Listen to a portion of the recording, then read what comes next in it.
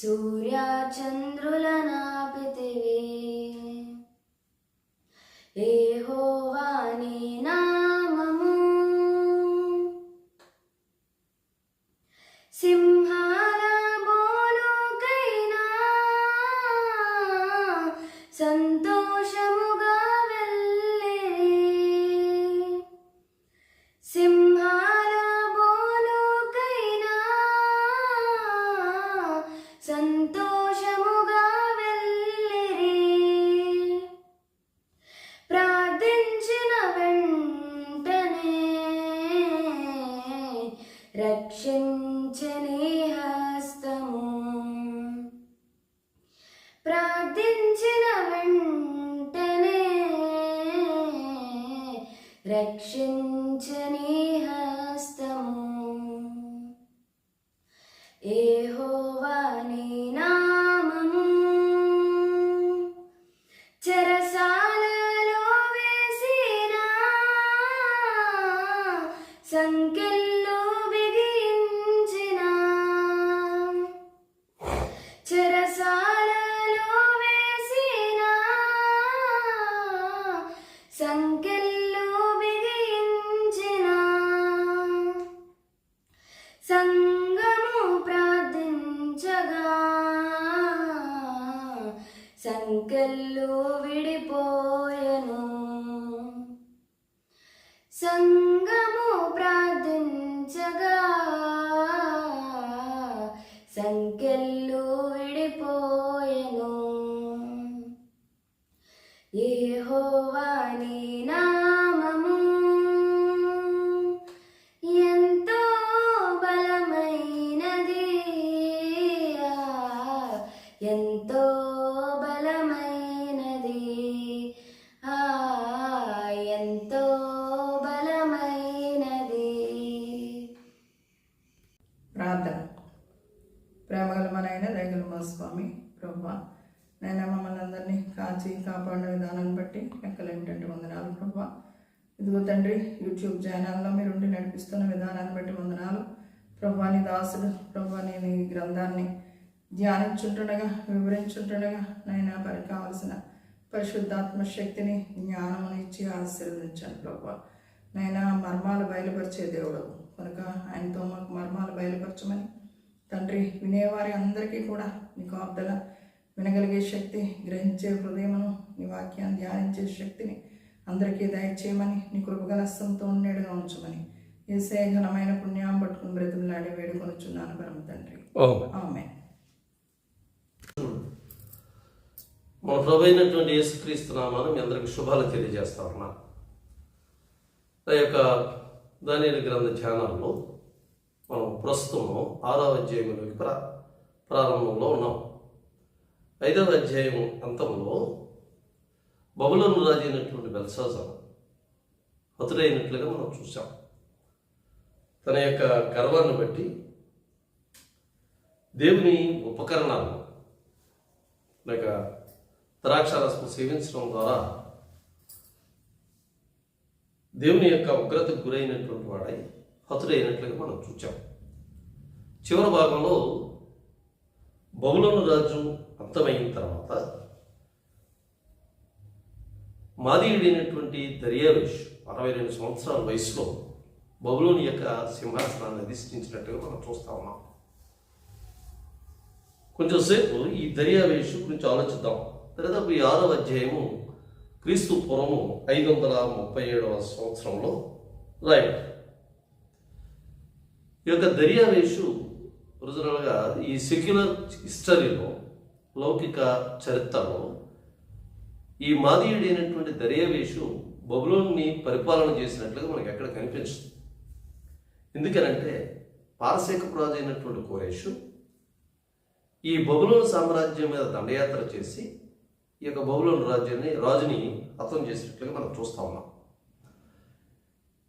చేసి జయించిన తర్వాత ఈ 2 అభిప్రాయ భేదాలు ఉన్నాయి. ఏంటంటే ఈ దర్యావేషు మాదీయుడైనటువంటి దర్యావేషు, అదేవిధంగా దానియేలు గ్రంథం 9వ అధ్యాయం 1వ వచనంలో రాయబడినటువంటి దర్యావేషు వేరు వేరు అన్నట్లుగా కొంతమంది వ్యాఖ్యానకర్తలు అన్నారు. ఆ 9వ అధ్యాయం 1వ వచనంలో ఉన్నట్టు దర్యావేషు 1 అని అన్నారు. ఈయన మాదీయుడైన దర్యావేషు. అతని యొక్క పరిపాలనా కాలం ఇతని యొక్క పరిపాలనా కాలం కొంచెం తేడాగా కనిపిస్తా ఉన్నారు. కొంతమంది వ్యాఖ్యానకర్తలు అయితే కోరేషు ఒక వ్యక్తిని అక్కడ రాజుగా నియమించాడు అని అంటారు. ఈయన కోరేషు యొక్క మామగారుగా మనం చెప్తారు. ఈ దర్యావేషు పరిపాలన ప్రారంభించిన తర్వాత ఈ బబులోను రాజ్యం యొక్క పరిపాలన వ్యవస్థలో కొన్ని మౌలికమైనటువంటి మార్పులను తీసుకుని వచ్చాడు. ఈ మౌలికమైనటువంటి మార్పులు ఏంటంటే 4 అంచెల పరిపాలనా విధానాన్ని ప్రవేశపెట్టాడు. మొట్టమొదటిగా రాజు ఉన్నాడు. రాజు తర్వాత సెకండ్ కేటగిరీ అధికారులు ఉన్నారు. 3వ కేటగిరీ అధికారులుగా 3 అధికారులని రాజ్యమంతటపై నియమించాడు. 4వ స్టేజ్లో 120 మంది అధికారులు ఉన్నారు. ఇది పరిపాలన వ్యవస్థలో తీసుకొచ్చినటువంటి మార్పు. ఎందుకు తీసుకొచ్చాడు అని అంటే ముఖ్యంగా దానియేలు గ్రంథం ఈ యొక్క 6వ అధ్యాయంలో రాసినట్లుగా ఈ యొక్క ఆర్థికపరమైనటువంటి ఇబ్బందులకు గురవుతుంది దేశం. ఆర్థికపరమైనటువంటి అనేకమైన అవకతవకలు ఆ రాజ్యంలో ఉన్నట్లుగా ఆ కింద అధికారులు పై అధికారులకి లెక్క అప్పచెప్పవలసినగా ఉన్నట్లుగా మనం ఇక్కడ చూస్తూ ఉన్నాం. అధిపతులు తప్పకుండా వీరికి లెక్కలు అప్పచెప్పవలసినని ఆజ్ఞయించును అన్నాడు. రెండవ వచనం చివరి భాగం. నిజమే, ఈ యొక్క పరిపాలనలో ఈ బబులోను రాజ్య పరిపాలనలో చాలా విచ్చలవిడితనమైనటువంటి తనం ఏర్పడింది. కాబట్టి ఈయన 4 అంచెల పరిపాలన ప్రవేశపెట్టాడని చెప్తారు.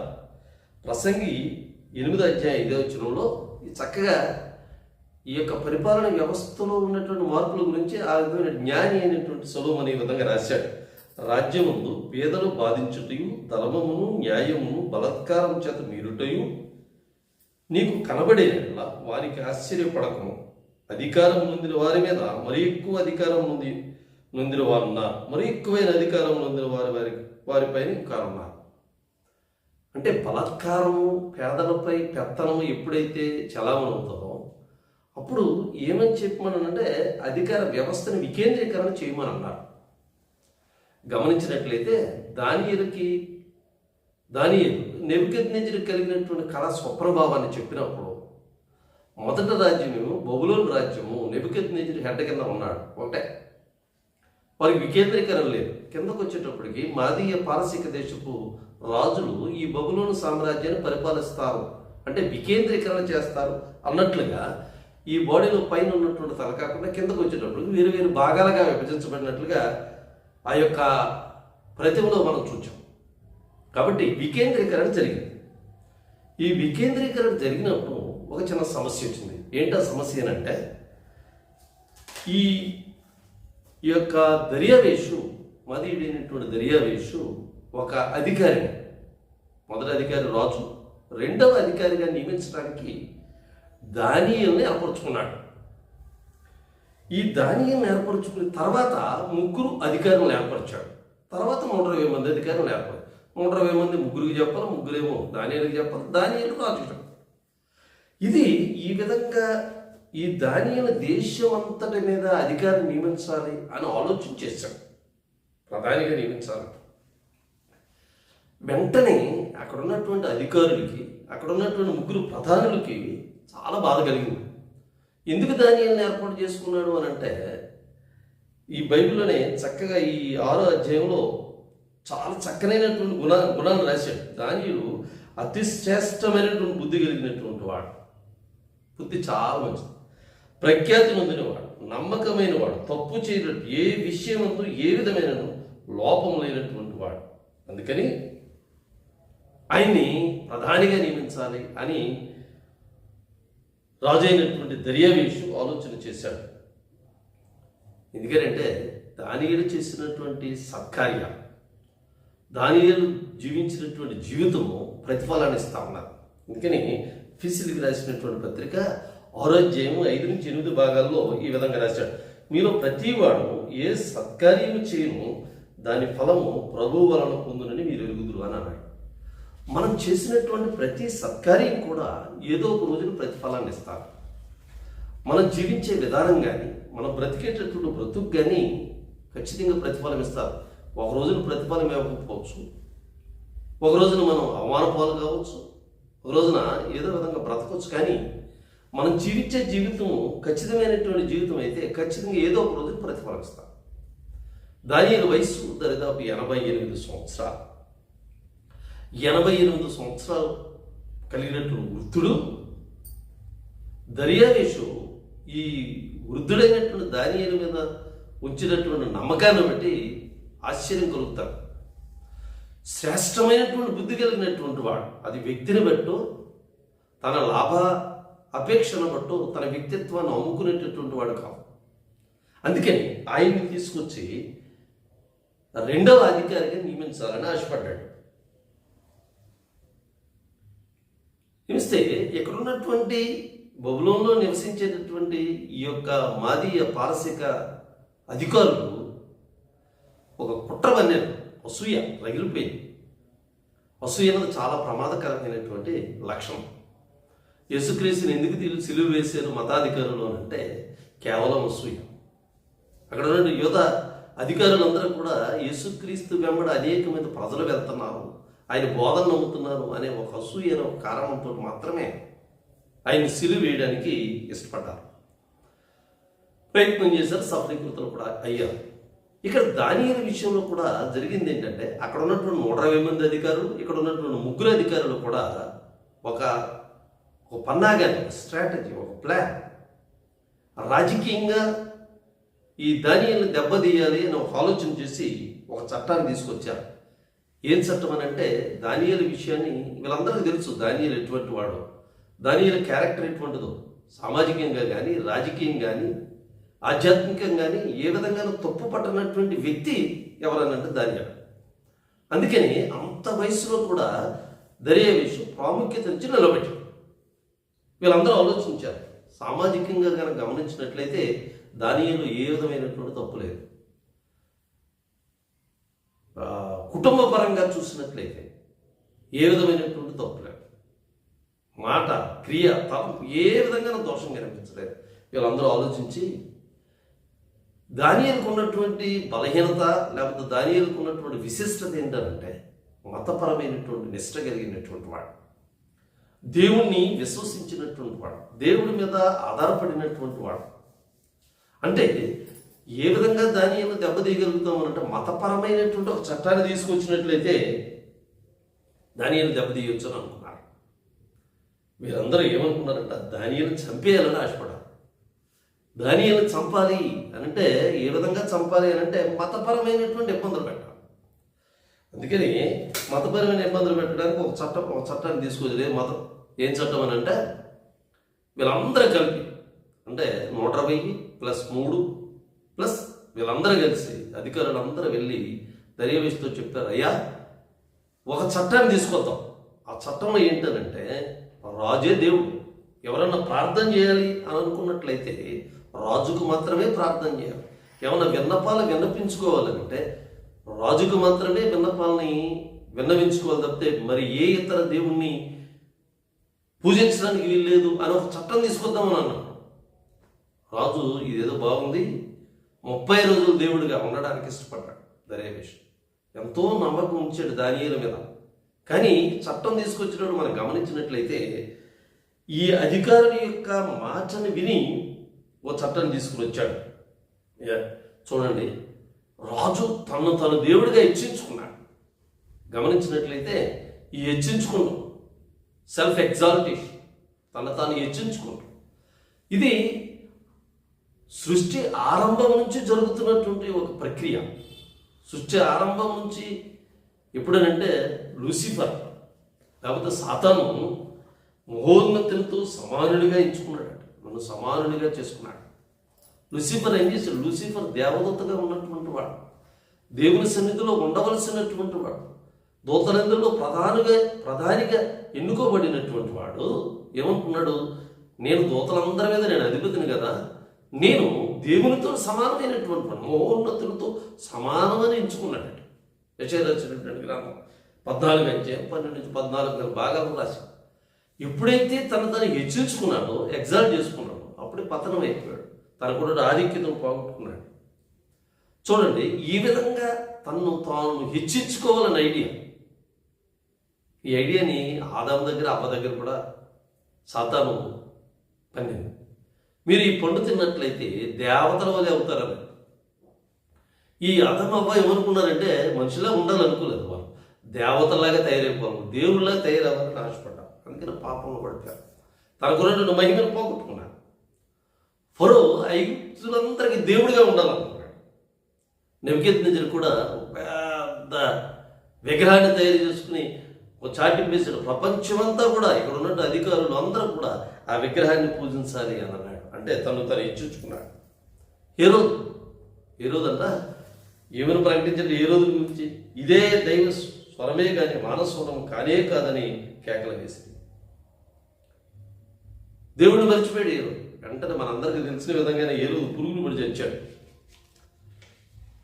క్రీస్తు విరోధి సాతాను, లేకపోతే చివరగా వచ్చేటటువంటి అంత్యక్రీస్తు కూడా తను దేవుడిగా ఇచ్చించుకుని ప్రపంచంలో ఉన్నటువంటి వ్యక్తుల్ని, మనుషులందరినీ తనకి ఆరాధించాలి, తనను పూజించాలి అని బలవంతం చేసేటటువంటి రోజు రాబోతా ఉన్నారు. స్నేహితుల, తను హెచ్చించుకున్నాం మన స్థితిని బట్టి ఇక్కడ బెల్షాజరు అన్నీ మర్చిపోయాడు. దర్యావేషు అన్నీ మర్చిపోయాడు. అన్నీ మర్చిపోయి నిజమే నేనే ఇక్కడి నుంచి 30 రోజులు ప్రజల యొక్క ప్రార్థనలు అంగీకరించేవాడిని అని అనుకున్నాడు. అనుకుని ఆజ్ఞ మీద, లేకపోతే ఈ యొక్క చట్టం మీద సంతకం పెట్టేశాడు. రాజా శీలే ఏంటి శీల ఏమి, ఈ యొక్క ఆజ్ఞ ఏమై ఉన్నది అని అంటే 30 రోజుల పాటు ఎవ్వరు కూడా ఏ దేవుణ్ణి ప్రార్థించడానికి వీల్లేదు. ఒక్క రాజును మాత్రమే, దర్యావేషును మాత్రమే ప్రార్థించాలి, విన్నవించుకోవాలి. ఎవ్వరికి విన్నవించకూడదు. విన్నవించుకున్నట్లయితే వారిని ఎక్కడికైనా సింహాపు బోనులో వేసేస్తాను అని చెప్పి ప్రకటన చేయించాడు సర్వలోకానికి. ఈ చేసినటువంటి ఈ చట్టాన్ని బట్టి, చట్టాన్ని ఎవరు మీరుతారో అని ఎవరైతే దానియేలుకి వ్యతిరేకంగా పన్నాగం పన్ని ఈ చట్టాన్ని తయారు చేయించారో వారు చాలా క్లోజ్గా దానియేలుని పరిశీలన చేస్తా ఉన్నారు. దానియేలుకి తెలిసింది, చాలా బైబిల్లో చాలా స్పష్టంగా ఆ మాట రాయబడ్డది. సంతకం చేయబడినని దానియేలు తెలుసుకున్నాడు. సంతకం అయిపోయింది, చట్టం అయిపోయింది. అది చట్టం అయిపోయిందని తెలుసుకుని ఏం చేశాడంట, యథాప్రకారం తన జీవితాన్ని ఏం మార్చుకోవాలి. దేవునికి దానియేలుకి ఉన్నటువంటి సంబంధంలో ఏ విధమైనటువంటి తేడా కనిపించలేదు. అది తెలుసుకున్నాడు. ఏంటి తెలుసుకున్నాడు? దేవుని ప్రార్థిస్తే చావు అని తెలుసుకున్నాడు. దేవునికి ప్రార్థన చేస్తే చంపేస్తాను అని తెలుసుకున్నాడు. తెలుసుకుని ఏం చేశాడు? యథాప్రకారం తనకి అనుదినము 3 సార్లు మోకాళ్ళని యెరూషలేము వైపు కిటికీలు తెరిచి దేవునికి ప్రార్థించేటటువంటి లక్షణాన్ని విడిచిపెట్టకుండా ఇవన్నీ సంతకం అయిపోయిందని తెలుసుకుని ఇంటికి వెళ్ళి ప్రార్థన మొదలుపెట్టాడు. మనం అనుకోవచ్చు దానియేలు దగ్గర సామాన్యమైనటువంటి మానవులుగా ఆలోచన చేసినట్లయితే దానియేలు దగ్గర చాలా ఆప్షన్స్ ఉన్నాయి. మనకైతే చాలా ఆప్షన్స్ కనపడుతుంటాయి. ఏంటనంటే మనసులో ప్రార్థన చేసుకుంటే సరిపోదులే. ఎవరికి రాజుకి కనపడదు కదా, మనసులో రాజుకి ఆ శక్తి లేదు. మనసులో ప్రార్థన చేసుకునేటటువంటి కనిపెట్టగలిగే శక్తి రాజుకు లేదు, అక్కడ ఉన్నటువంటి అధికారికి లేదు. కాబట్టి ఏమనుకున్నవచ్చు, మన ఇంటికి వెళ్ళి తలుపులు వేసేసుకుని ఎవరికి కనపడకుండా ప్రార్థన చేసుకుందాం అని అనుకునవచ్చు. కానీ అలా చేయాల. ఇంకోటి ఏంటంటే తలుపులు వేసుకుని ప్రార్థన చేసుకోవచ్చు ఎవరికి కనపడకుండా, అలా కూడా చేయొచ్చు. కానీ ఎట్టి పరిస్థితుల్లో కూడా ఈ 2 విషయాలకి దానియేలు అంగీకరించకుండా పోగా వీళ్ళేం చేశారంట, తన ఇంటిపై గది కిటికీలు యెరూషలేము తట్టు తెరవబడి ఉండగా దేవునికి ప్రార్థన చేశాడు. ఆయన స్తుతించాడు, చక్కగా పాటలు పాడి ఉంటాడు, ఆరాధించుంటాడు, స్తుతి గీతం పాడి ఉంటాడు, అందరికి వినబడేటట్టుగా చేస్తుంటాడు. నిజమే, అక్కడ ఉన్నటువంటి అధికారులకు బుద్ధి చెప్పాలనుకుంటాడు. నా దేవుడు గొప్పవాడు, షడ్రక్ మేషక్ అబేద్నెగోలను విడిపించినటువంటి దేవుడు నన్ను మరణం నుంచి విడిపించలేడా అని ప్రార్థన చేసుకుంటాడు. దేవుని యొక్క చట్టం ముందు, దేవుని యొక్క కట్టడాల ముందు మానవుడు ఏర్పరిచినటువంటి కట్టడాలు కానీ, మానవులు ఏర్పరిచినటువంటి చట్టాలు కానీ ఏ విధంగానూ తన ముందు పనికిరావు అని చెప్పి దానియేలు చట్టాన్ని విల్ఫుల్ అంటే తను ఇష్టానుసారంగా అంత సొంత అందరికీ తెలిసే విధంగా చట్టాన్ని మీరే ఏదో దొంగజాన్ని చేయలా, ఏదో ఎవరికి కనపడకుండా ప్రార్థన చేయదు, అందరికి కనపడేటట్టు ప్రార్థన చేశాడు. ఎందుకంటే విల్ఫుల్ డిజోబేయింగ్ ది మ్యాన్స్ లా. రాజు చేసినటువంటి చట్టాన్ని విల్ఫుల్గా తనకి ఇష్టానుసారంగా సంపూర్తిగా తన చట్టాన్ని మీరడానికి తలుపులు తీసి మరి చక్కగా ప్రార్థన చేసినట్లుగా మనం చూస్తాము. ఎప్పుడైతే ఇలా ప్రార్థన చేశాడో అక్కడ ఉన్నటువంటి అధికారులు, అక్కడ ఉన్నటువంటి ప్రజలందరూ కూడా పరిగెత్తుకుని రాజు దగ్గరికి వెళ్ళారు. అందుకని రోమిలికి రాసినటువంటి పత్రిక 3:5 రక్తము చిందించుటకు వారి పాదములు పరిగెత్తుచున్నవి అన్నాడు. భక్తిహీనుల యొక్క దేవునికి విరోధంగా బ్రతికేటటువంటి వ్యక్తుల యొక్క పాదాలంట రక్తము చిందించుటకు పరిగెడతాయి. నిజమే, దానియేలుని చంపాలని ఆలోచనతో వీరందరూ వెళ్ళి ఏమంటున్నారో తెలుసా? 13వ వచనంలో చెరపట్టబడిన యూదులలో ఉన్న దానియేలు విచిత్రమైన ఆయన రేపో మాపో ప్రైమ్ మినిస్టర్ కాబోతా ఉన్నాడు. ప్రముఖమైనటువంటి అధికారి. ఈ అధికారి ఎంతంటే ఎంటైర్ బబులోని మీద ఒక పంచ అధికారిని ఏమంటున్నారు? చెరపట్టబడిన యూదులలో ఉన్న ఆ దానియేలు నిన్ను కానీ యాడ్ చేస్తున్నారు, నిన్ను కానీ నీవు పుట్టించినటువంటి చట్టమును కానీ లక్ష్య పెట్టక పుట్టించావు కదా చట్టాన్ని. ఈ చట్టం రాజు పుట్టించలా, ఈ అధికారులు అందరూ కలిపి దాన్ని రాజు చేత ఒప్పించారు. అనుదినము ముమ్మారు ప్రార్థన చేయించు వచ్చుతున్నారు. చూడు, నువ్వు చెప్పినట్లుగా ఏమి నిన్ను పట్టించుకోవాలా, నువ్వు తయారు చేసినటువంటి చట్టాన్ని కూడా పట్టించుకోకుండా నీకు ప్రార్థన చేయకుండా తన దేవుణ్ణి ప్రార్థన చేస్తా ఉన్నాడు అని చెప్పారు. ఉద్దేశం అల్టిమేట్గా వారి మనసులో ఉన్నటువంటి ఆలోచన ఏంటంటే దానియేలుని సింహపు బోనులో వేయించాలి అది ఆలోచన.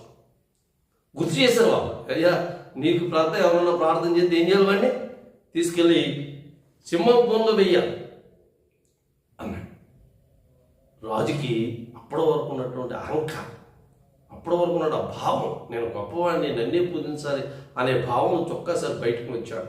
వీరందరూ రాజుని భ్రమ పెట్టారు. రాజుని అంతే కదండి, సాతాను అమ్మని ఆదాముని ఆశ పెట్టింది.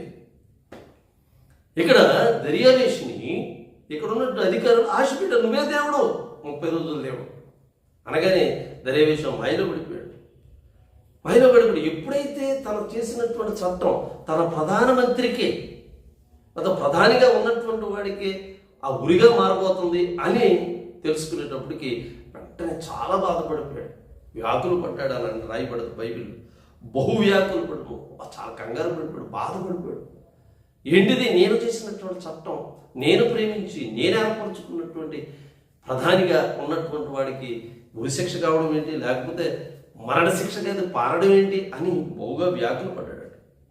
ఏదో విధంగా రక్షించాలని ప్రయత్నం చేశాడు.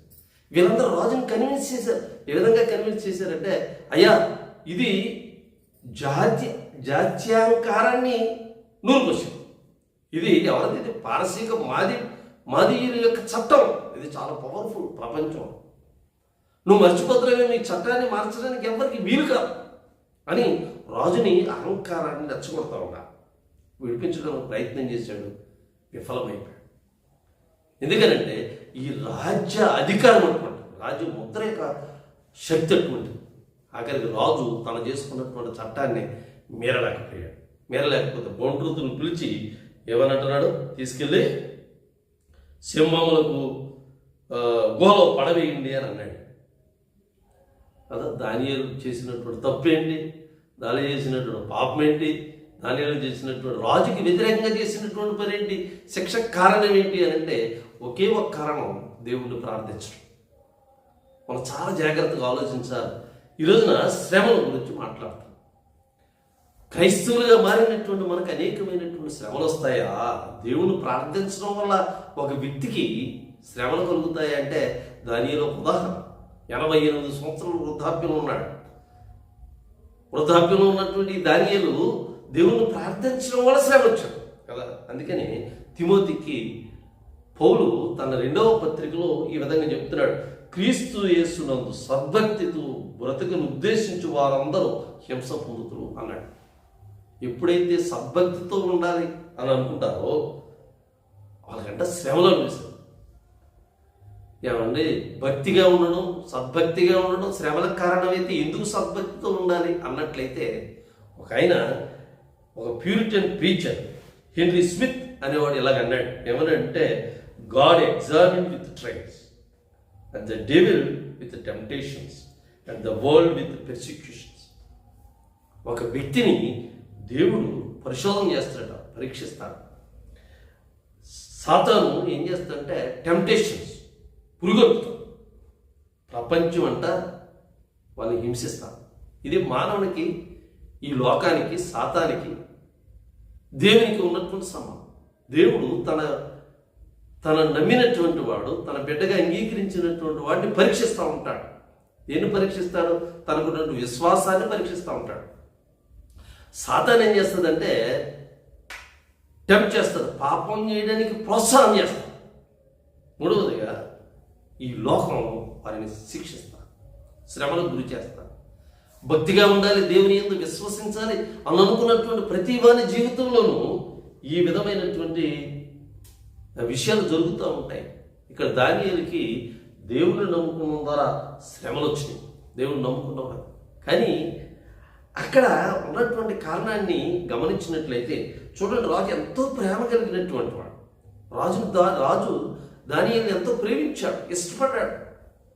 అందుకని ఏమన్నాడు తెలుసా, సింహ భూమిలో వేసే ముందు రాజు దానియేలుతో మాట్లాడుతూనే ఉన్నాడు. ఏమన్నంటే చక్కగా ప్రార్థన చేస్తున్నాడు. ఏమన్నాడు, నీవు అనుదినము తప్పక సేవించుతున్న నీ దేవుడే నిన్ను రక్షించునని దానియేలుతో చెప్పాను. దానియేలు రక్షించబడాలి అని రాజు ఇష్టపడతా ఉన్నాడు. దానియేలు మరణించకూడదు అని రాజు ఇష్టపడతా ఉన్నాడు. కానీ అక్కడ ఉన్నటువంటి ప్రజల యొక్క, అక్కడ ఉన్నటువంటి అధికారుల యొక్క ప్రోద్బలానికి లోనయ్యి దానియేలుని సింహం బోర్లో వేసినట్లుగా మనం చూస్తూ ఉన్నాం. అందుకని రాత్రి అంతా నిద్ర పట్టలేదట. ఈ అనుమానం వచ్చింది, ఈ దానియేలుని ఏదో విధంగా బయటకు వచ్చేమో పెద్ద రాయి వేసి చీలేసి, అంతే కదా, యేసుక్రీస్తు చనిపోయిన తర్వాత సమాధిలో పెట్టిన తర్వాత పెద్ద రాయి వేసి ఈ అధికారులందరూ కూడా ఒక సీలేసి దాంట్లో పెట్టారు. ఎందుకంటే ఎటు పరిధిలో అక్కడ శిష్యులు పెట్టుకెళ్ళి ఈ యొక్క యేసుక్రీస్తుని మాయం చేస్తారేమో, ఇది మంచిది కాదని చెప్పి సీలు వేయించారు. ఇక్కడ దానియేలు కూడా అదే చేశారు. సింహభూమిలో వేసి ఎట్టి పరిస్థితుల్లో ఎస్కేప్ అవ్వకుండా, ఎట్టి పరిస్థితుల్లో పారిపోకుండా, ఎట్టి పరిస్థితుల్లో సింహాల నుంచి రక్షించబడకుండా ఉండాలని చెప్పి ఒక పెద్ద రాయిని దాని మీద వేసి ఇంటికి వెళ్ళిపోయారు. రాజుగారికి నిద్ర పట్టడం, రాజుగారికి రాత్రి అంతా మెలుగుకున్నాడు. మెలుగుకుండి అంత కలతగా ఉన్నాడు, బాధపడతా ఉన్నాడు. వేకువజామునే లేచి వేగరంగా పరిగెత్తుకెళ్ళాడు గుహ దగ్గర. వేగరంగా గుహ దగ్గరికి పరిగెత్తివెళ్ళి ఏమడుగుతున్నాడు, నిత్యము నీవు సేవించున్న నీ దేవుడు నిన్ను రక్షింపగలిగినా అని అతను అడిగాడు. చూడండి, రాజుకున్నటువంటి విశ్వాసాన్ని పరీక్షించాడు. రాజుకున్నటువంటి విశ్వాసం ఏంటంటే, మామూలుగా సింహభూమిలో పడినట్టు తెల్లారి బయటకు వచ్చేద్దని ఎవరు అనుకుంటారు? ఎవరు అనుకోరు. సింహభూమిలో పడినటువంటి వాడు ఒక 10 నిమిషాలు లేదా 15 నిమిషాలు సింహానికి ఆహారం అయిపోతాడు. ఆహారం అయిపోయేటటువంటి వాడు ఎలా బతుకుంటాడని రాజు అనుకున్నాడు. అంటే రాజుకు నమ్మకం ఉన్నది, దానియేలు సేవించేటటువంటి దేవుడు శక్తి కలిగినటువంటి వాడు, షడ్రక్ మేషక్ అబేద్నెగోలను రక్షించగలిగినటువంటి వాడు. కాబట్టి ఇప్పుడు దానియేలును రక్షించే ఉంటాడు. అందుకనే తెల్లగానే గబ్బా పరిగెత్తుకుని వెళ్ళి నిత్యము నీవు సేవించుతున్న దేవుడిని రక్షింపగలిగిన అని అతను అడిగారు. ఎంత అద్భుతమైనటువంటి విశ్వాసం! అన్యుడైనటువంటి రాజు, దేవుణ్ణి ఎరగనటువంటి రాజు, విగ్రహాలని ఆరాధించేటటువంటి రాజు, దేవుని యొక్క శక్తి మీద, దానియేలు యొక్క క్యారెక్టర్ మీద, దానియేలుకు ఉన్నటువంటి విశ్వాసం మీద నిత్యము నీవు సేవించుతున్న నీ దేవుడు నేను రక్షింపగలిగనా అని అతన్ని అడిగాను. అందుకు దానియేలు అంటున్నాడు, రాజు చిరకాలము జీవించగాక. దానియేలుకు ఉన్నటువంటి విశ్వాసం, రాజుకున్నటువంటి విశ్వాసం సింహపు నోళ్ళ నుంచి దానియేలుని దేవుడు కాచి కాపాడాడు.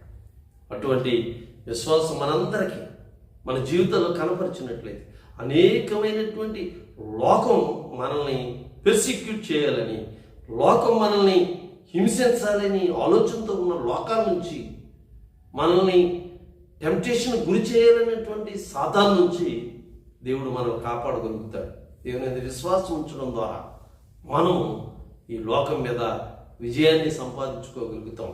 అటువంటి కృపను దేవుడు మనందరికీ అనుగ్రహించును గాక. ఆమేన్.